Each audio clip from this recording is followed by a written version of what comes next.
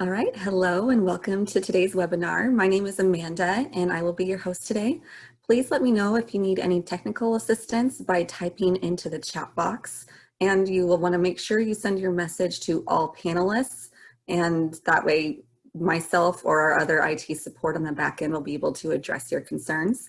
Another option for those of you viewing the recording in the Online Learning Center is that you can email support@kit.org for any questions or support that you need. And you can see on our slide today, we do have a breakdown of the different features and tools that are available in our Zoom platform that we are using. So we encourage you all to use the chat box to share ideas and comments and resources, and especially in response to anything that the presenter asks you to enter today. And just make sure that you categorize your responses to all panelists and attendees so that everyone can see your contributions. And we do also have the Q&A box, which we reserve for content-related questions.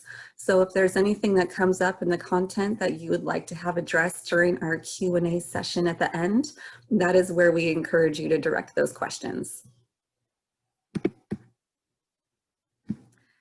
And today's webinar is Realistic Individual Supports for Your Program. And your presenter today is Brooke Matthews. Brooke is a KIT Education and Training Specialist. She has her master's in early childhood education, and she comes to us with over 15 years of experience supporting child and youth programs. And overall, her inclusion philosophy is that inclusion creates meaningful opportunities and experiences for all. So with that, I'm now pleased to turn it over to Brooke. Thank you, Amanda. Okay. All right, so I didn't add this to my slide, but I just want to say that I come from school age programs. That's where I started. I started as a program assistant in the classroom and kind of stayed in the school age programs throughout a majority of my career. So I'm there with you, and I love this age group. So, all right, we're going to get started. So over the past 2 years, we've discovered that staff at school age care programs were seeking a practical strategy toward developing realistic, individualized supports for children and youth. To support this request, my overall goal with this webinar is to equip you with knowledge and tools to help you feel confident in developing those supports. And we're going to use the pyramid of support to get us there, to help get us there. Our learning objectives, or the concrete things that we hope to accomplish, are identified here on the slide. I'm going to ask you to distinguish between foundational, environmental, and targeted supports, and you'll practice using strength-based elements to describe an individualized support for a youth in a scenario. And throughout this webinar, I'm going to use the word staff to refer to all staff working directly with children, and I'll use children or child to represent both children and youth throughout the webinar. Before we dig in to developing individualized supports, I want you to understand the pyramid model as it applies to classroom and program practices. We, KIT trainers, we use this model to frame behavior support when we're out doing observations and when we're offering support over the phone. Take notice of the arrow to the left of this pyramid and where it starts. It starts at the bottom, it's pointing up. It's a helpful reminder that this 4-tiered model is built from the bottom up. It starts with the foundation, then environmental, targeted, and finally intensive supports, which can also be referred to as individualized supports. Each tier is built upon the tier on the bottom. What this means is that the supports at the very top are only as effective as the supports below it. Hopefully, after viewing this webinar, when you notice a child struggling, instead of starting at the top with an individualized recommendation, you'll be encouraged to start at the bottom to identify ways to enhance the lower tiers. Children who continue to struggle, even with high quality at the lower tiers on the pyramid, are those who might actually need an individualized support. So moving forward, We're going to break this pyramid down to allow you an opportunity to practice viewing your program and practices from the pyramid state of mind, or using that lens. But I'm going to start with a story. When I was in the 3rd grade, I was learning how to write in cursive. My teacher, Mr. Hines, he reminded the students to keep our pencils on the paper while in the middle of writing a word. He said, "Do not pick your pencil up." As I wrote my name, I picked my pencil up when I got to my second O. Within seconds, Mr. Hines, he scolded me verbally. He even twisted my nose. Like, it was not a very good experience. So to this day, I choose not to write in cursive when I do write things. He and I, we didn't have a great relationship, and my effort and joy while in his class, it was a reflection of that. So this leads me to talking about the foundational level. So this level of the pyramid, it highlights relationships. And you'll notice that this is the largest tier on the model. Relationships, or a lack thereof, can have a profound impact on a child. Children desire to feel safe and connected. In fact, the definition for relationship often includes the word connected. There should be a sense of connection that goes beyond simple familiarity with a particular teacher just because they might see you every day. When children feel safe and connected, they're more likely to access the learning portion of their brain. I didn't feel safe or connected in Mr. Hines' class, and it affected my learning experience. You can go beyond a simple familiarity with a child in your program by practicing a connection ritual to strengthen your relationship with them. And these can also support the child's relationship with others if they struggle in that area. A ritual can be a game or a unique greeting. It doesn't have to be any extravagant experience. It's just, something simple that you can do with a child. So for a younger school-age child, you can try "My face has a gift." The staff would hold out 2 hands, like you're holding something in your hand, like an object. The child selects a hand, and then the staff just kind of makes a face or a sound when the child chooses the hand. And this is something that can go back and forth with you and that child. So that's for a younger school-age child. With an older school-age child, a greeting could be a stadium wave. You would want to pre-establish this greeting with whatever child you're doing this with. So when you see that child, you just do a stadium wave just for them and encourage them to do it back. And this, connection ritual, it acknowledges that you are aware of their presence and vice versa. Now, I know that, these rituals, they might sound like something, just kind of a cutesy way to greet or interact with a child, but they are intentional and they aim to accomplish 4 primary goals. 1 is to optimize the child's brain for success, increase learning potential and effectiveness, create a bond that holds together even through rough times, and strengthens that bond, laying the foundation for mental and emotional health.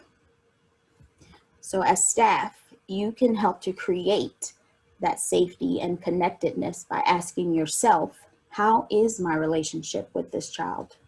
How is their relationship with others? As you discover opportunities to provide foundational supports, you might find that with improved relationships, some children who were struggling will engage more meaningfully in your program.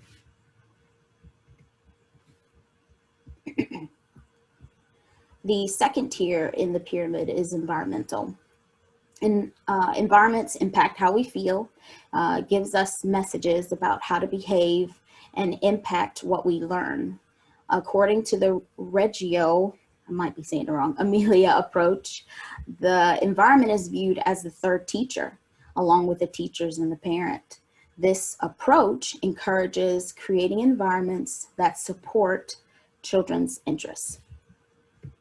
Start by considering the materials and activities that are offered in your environment. Incorporate things that are interesting and developmentally appropriate to keep the kids engaged. As you discover the children's interests, incorporate them into your activities and the materials that you make available. As you consider your spaces in your program, make sure that they cater to different types of play. For example, you might notice a child who displays undesired behaviors when it's loud, when they're experiencing loud noises. To create success for that child, include a space that promotes quiet activities. Or you might have a child who handles frustrations by separating themselves from others. This child might need a space to get away. Environmental supports also include expectations. Providing expectations gives the children a sense of direction. Expectations are best followed if the kids are involved in developing them and are encouraged to review them throughout the day. The most effective expectations are broad enough to tie to a behavior or tie a behavior to. For example, suppose your expectations were, you just have three. Keep ourselves safe, keep others safe, keep our things safe. So when a staff notices a child throwing a toy at a peer, she could have a conversation about which expectation that action might be violating. So in that case, it would be keeping others safe and keeping the things safe, like the toys. Okay, and then environmental supports also include providing a schedule and using transition activities. These supports prepare children for what will happen next. When people in general, not just children, are aware of what will happen next, it creates a sense of stability and increases the likelihood that that person will accept the upcoming change if they're aware of what's taking place or what's to come. A thing to keep in mind with transitions is that they should be planned. You should be very intentional about planning transitions, just as intentional as you are planning your activities, your featured activities for the day. You should make sure that you're planning the transitions as well. Okay. So assess your environment with these suggestions in mind. For specific information about what to include in these spaces, you should check out VLS, the School Age Learning Environment. It has a lot of really good information. And also check out kit.org because we have several resources related to environments. All right. So the third tier of the pyramid is targeted supports. Studies show that when high quality foundational and environmental supports are in place, only 1 in 5 children need targeted support to be successful. When children need targeted support, the focus at this level is teaching communication, coping, self-help, and social skills. School-age children they're still learning how to manage themselves, their emotions, and how to interact socially. They're discovering how all these things affect their behavior. As staff, your goal is to help them learn to recognize when they might need support and to learn ways to handle the situation in a positive way. As you venture into teaching the child the skills that they need, be sure to give extra time to practice that skill. Many times, a child might receive instruction following a particular situation. The staff might talk to the child about what they should do, but the child oftentimes has limited opportunities to actually practice the skill. Or they might be left to practice the skill during another challenging time or situation. So you want to create opportunities for the child to practice that skill in a neutral setting. And you can do this by incorporating opportunities to practice in your activity plans. As you equip them with the skill, they can access it when they actually need it. If you notice that they aren't using that skill, you can remind them of a key word or a phrase that relates to one of the activities that you might be using. So here are a few categories and skills related to social development. And take a moment to review it. Some children might actually come to mind. When you are considering the list of skills here and then other skills, do your best to avoid assuming that a school-age child should already know how to use these skills, like controlling impulses and disagreeing, solving problems. You know, they need opportunities to practice. So as I said on the last slide, as you plan your activities, incorporate ways to help the children practice using these skills that they might need support with. So for example, plan start-stop games for a child who needs support with controlling their impulses. Model how to initiate play for a child who's seeking a peer's attention. I've seen where school-age children, they might seek their peers' attention in a way that they think is cool, but it's inappropriate, you know, like they're saying a lot of not so nice words around their peer because they think that that will get their attention. And then also expose the children to coping techniques so that they have an idea of what might help them when they need to manage their emotions. This is a picture, it's a visual that I got from a site. It suggests activities to do while cooling down after experiencing a hard time. They actually had this located in their cozy space. You probably can't see some of the suggestions, but one of them says, get a drink, read a book, you know, and you can kind of create these with the kids and tailor it to what they might like, what they might be interested in, or what they might access. So we have a ton of information specific to social emotional supports at kit.org. So when you have a chance, you should check it out. All right, so we've made it to our first learning objective. I'd like for you to practice distinguishing between the lower tiers of the pyramid, that's the column to the left, by matching the support with the most relevant practice, that's the column to the right. Use the chat box to share your response.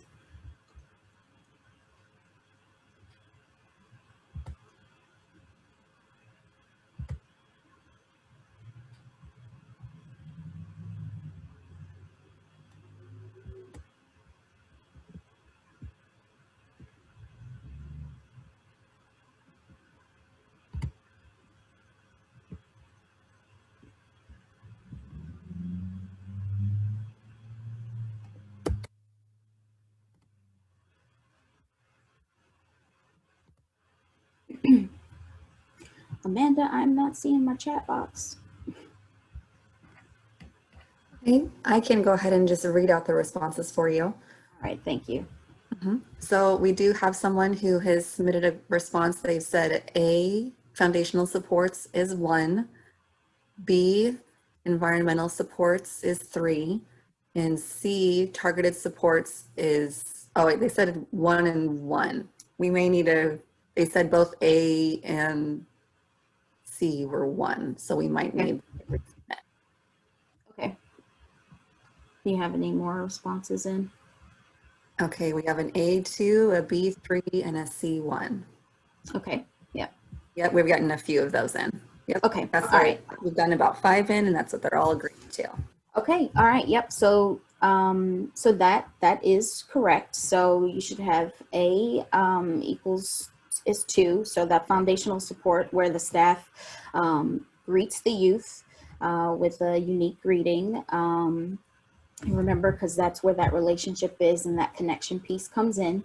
And then we have B, environmental support, staff with a schedule posted daily and including special clubs. Sounds like y'all got that one. That's awesome. And then targeted supports should be 1. That's the key word in that is practice. So good job. All right, so we're gonna move ahead. Okay, so we're working our way up the pyramid. So now that you've climbed up, those lower levels to ensure that you're offering the high quality supports, you'll discover that a majority of your children will be adequately supported by those lower tiers of the pyramid. For the percentage of children who still seem to struggle, the intensive level is for them. And I cannot say this enough. You must have all prior levels in play to make this level effective. Part of the process is to go back through each of the levels and figure out how the child fits in relation to that level. All intensive supports will include an element of one or more of the lower level supports. For example, staff may need to approach a child 5 minutes before an activity engages to give cues and help him move to the next activity more successfully. So that would be a personalized environmental supports because it deals with a transition, right? Or maybe a staff person needs to prepare time for a child to talk through a challenging incident. That's a personalized targeted support. A key note to remember is that these personalized supports involve direct and more frequent contact from the staff. Now let's break down a formula that might help you to shape an individualized support. Many of you may be familiar with the acronym TLC as Tender Loving Care. Cambridge University extends their meaning as kindness, love, attention. As stated earlier, children desire and thrive when they feel safe and connected. This acronym, TLC, will be used in our formula to remind us that we must be kind, show love, and be attentive when children use positive or negative behaviors.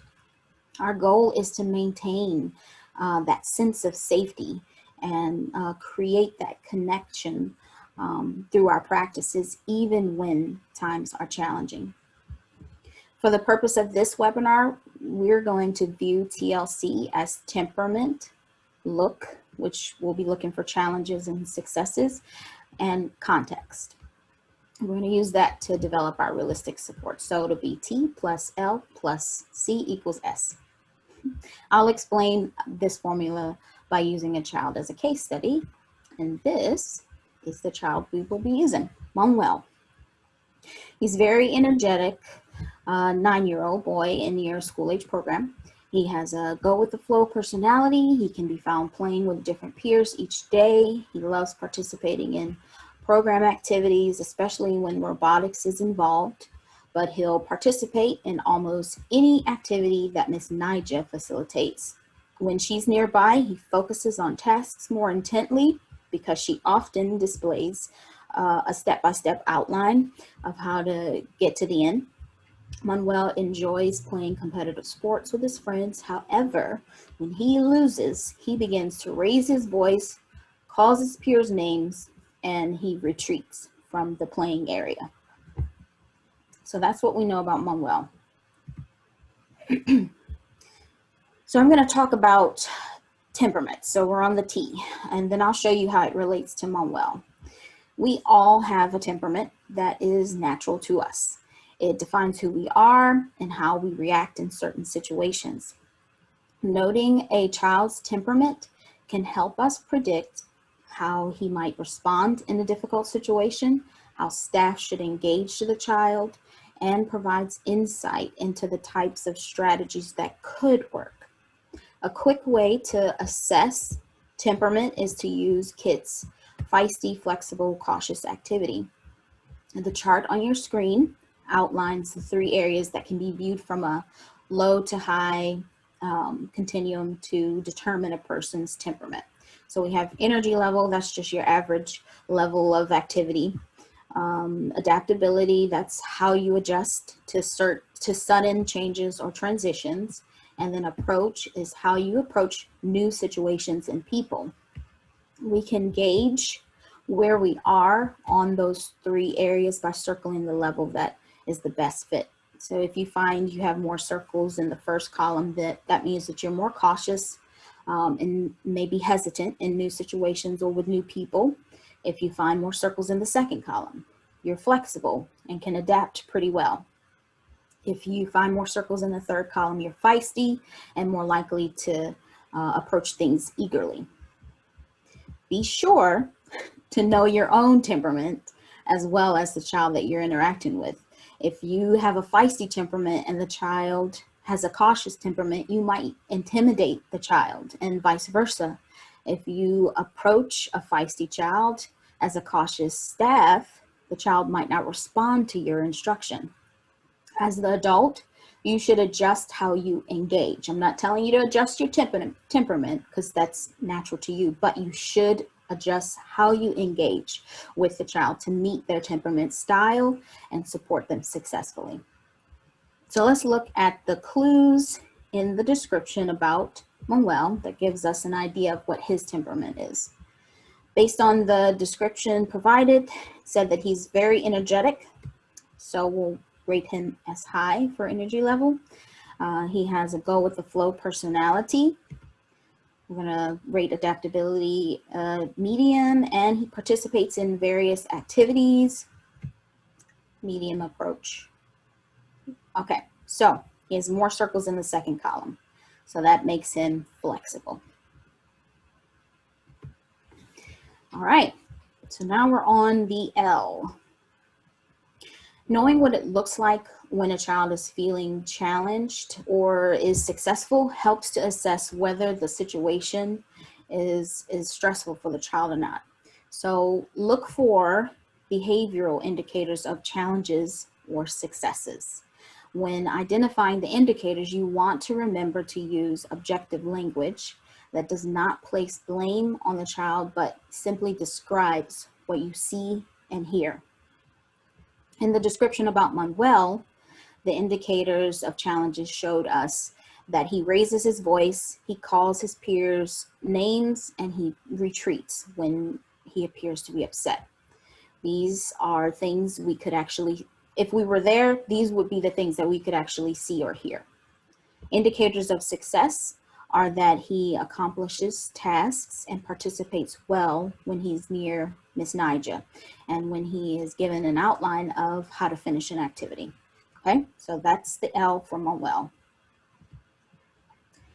All right, now on to the C, which is context. This might be one of the more difficult elements to grasp. Just think of it as the situation or the people, places, and things that either lead to a challenge or support success. By outlining the context, we can see when a child is more likely to struggle as well as what factors lead to success. For example, when Manuel is given a step-by-step outline, he's more likely to focus and participate in the activity.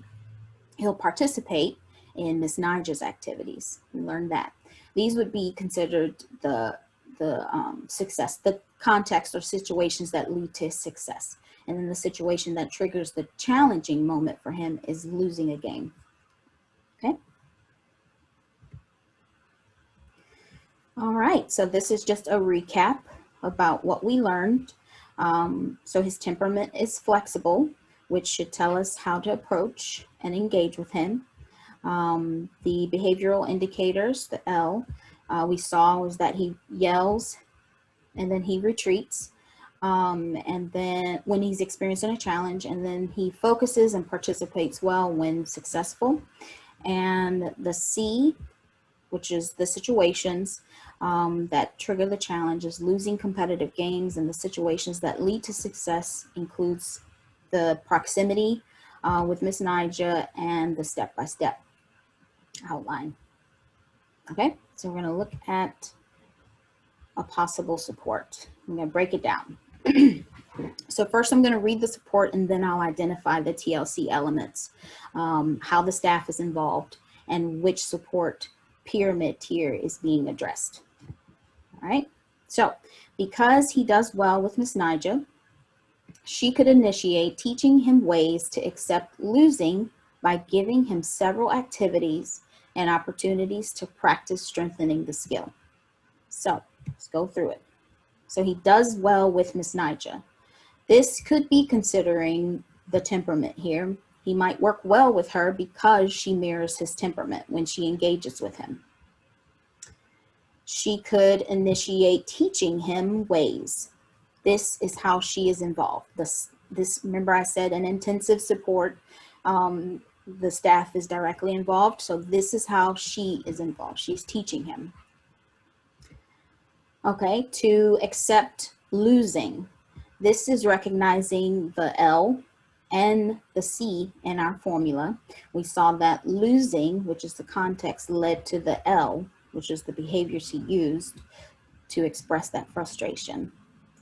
And then by giving him several activities and opportunities to practice strengthening the skill. This is addressing the targeted level of the pyramid. All right, so now it's time for you to try. Here's a reminder of what we learned about Manuel. Use the information here on the slide to describe a support that you could try with him. And be sure, as you develop it, to consider how you're addressing the TLC element at the lower tier of the pyramid and how the staff might be involved. You can use the chat box to share your response.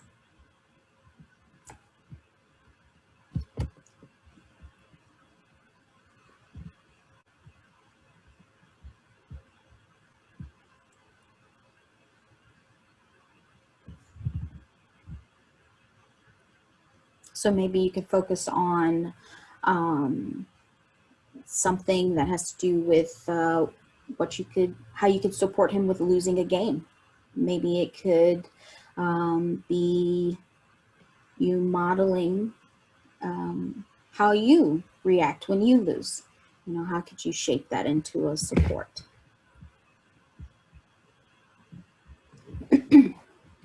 We have one that's come in.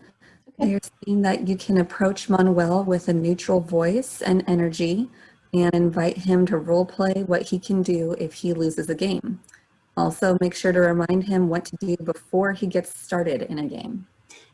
Absolutely, that's an awesome idea. Role play it's a great idea because it gives the child an opportunity to practice in a neutral setting, and great job on stating that you could remind Manuel before it actually starts about what to do. That's awesome. Good job.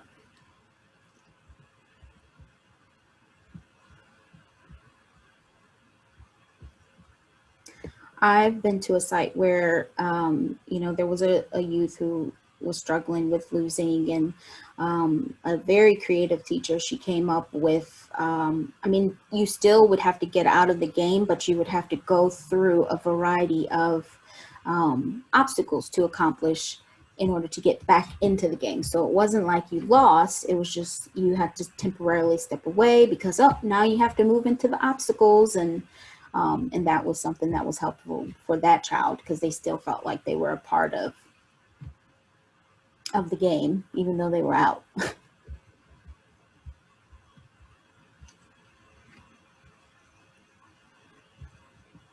Any other ideas?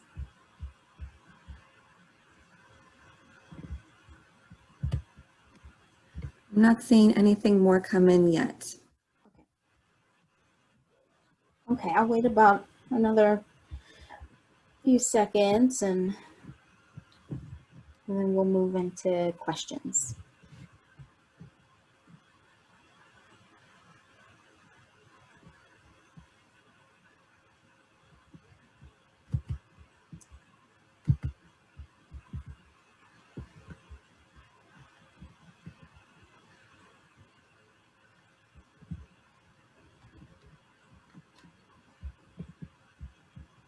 Yeah, I have a feeling everyone's thinking long and hard about a good support that they would fill. Yeah. And it's just, this is a tougher one to complete. Yeah, it is.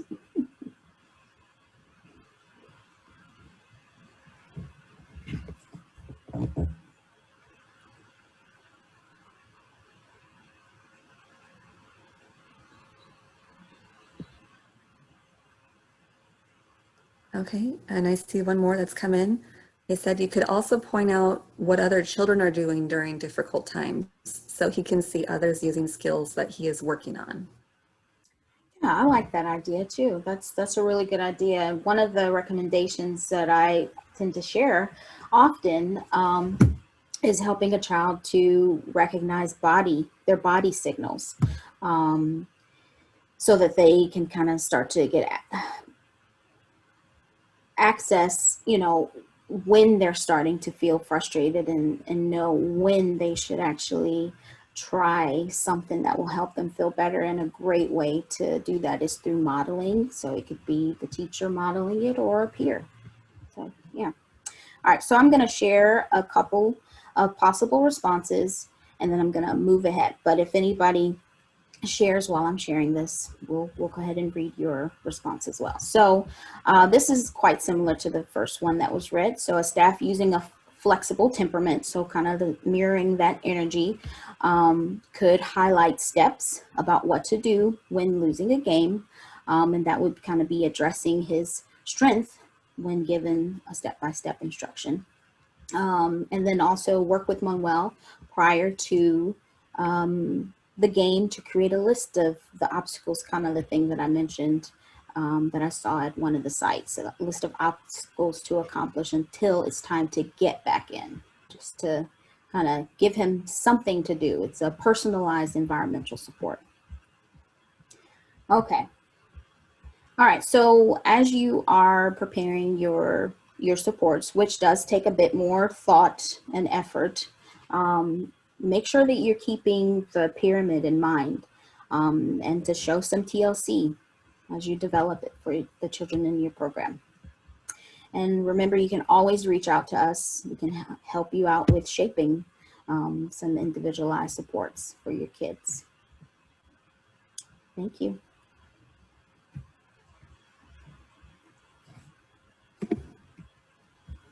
Great, thank you, Brooke. And you can see now that we are over time, so we understand if any of you need to hop off.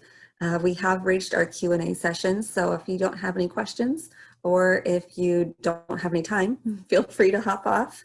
And you can always check out the recording later to see anything that you may have missed.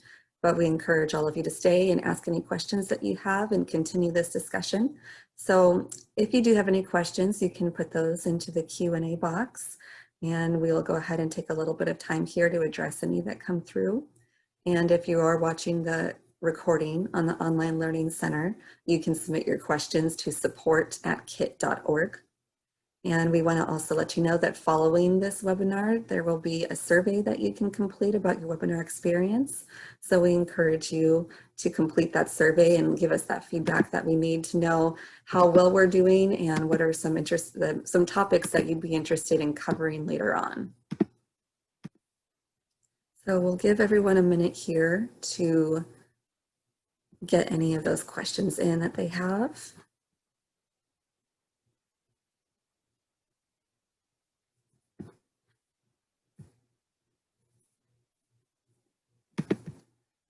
While we're waiting for any of those questions to come in, Brooke, do you want to navigate to the next couple of slides so we can make sure that we've covered everything for everybody?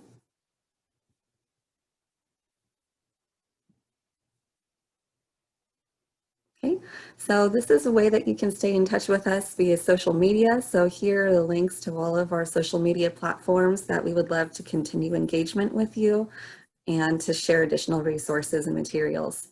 So those are all the links there. And I think that's it for now. So I'm just going to double check that we haven't missed anything that's come in.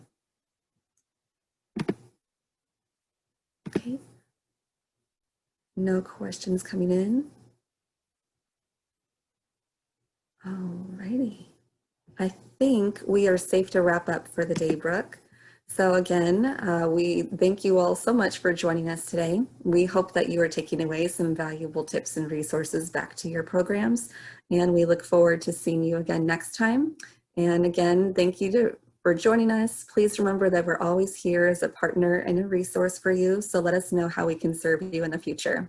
Thank you so much, Brooke, for leading us, and thank you everyone for participation. All right, have a great day, everybody.